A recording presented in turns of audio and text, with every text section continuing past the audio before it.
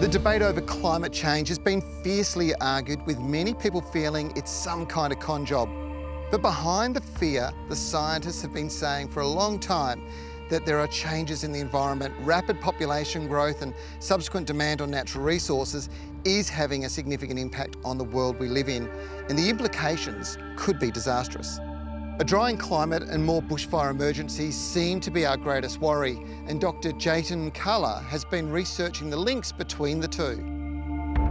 So what the science is telling us from all of this modelling work is that for the southwest of Western Australia, which has a Mediterranean climate, so with most of our rain falling in winter and very hot summers, the science is telling us that we're going to get a large reduction in winter rainfall and our summers are going to get hotter. So when you have very dry conditions, basically your vegetation fuel, the fuel is very dry and it burns very fast.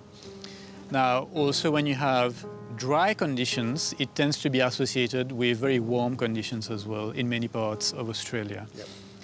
So when we put these things together, what we get is more intense fires, but also longer fire seasons. In some instances, the severity of the fires have changed the landscape forever. Some trees will not recover. Some animals are unlikely to return. Dr. Rachel Standish is an associate professor from Murdoch University in Western Australia. What are practical things people could do in their own backyards to, I suppose, recreate or regenerate the environment that was once in the places where they live?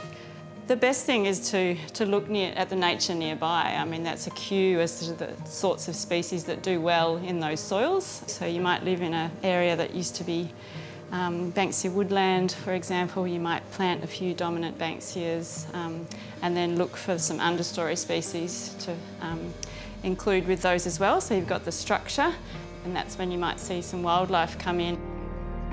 Revered environmental scientist Dr. David Suzuki has strong opinions on alternative energy options. I don't know why every bit of water in Australia isn't heated by the sun. Doesn't make any sense to me in a country as gifted as you have, that the sun isn't the major source of energy in your country.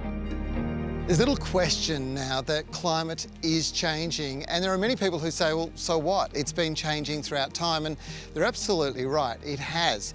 But it's the rate of change that has everybody so concerned, and the implications on the plants and the animals, even ourselves, and how we'll survive in a fast-changing climate.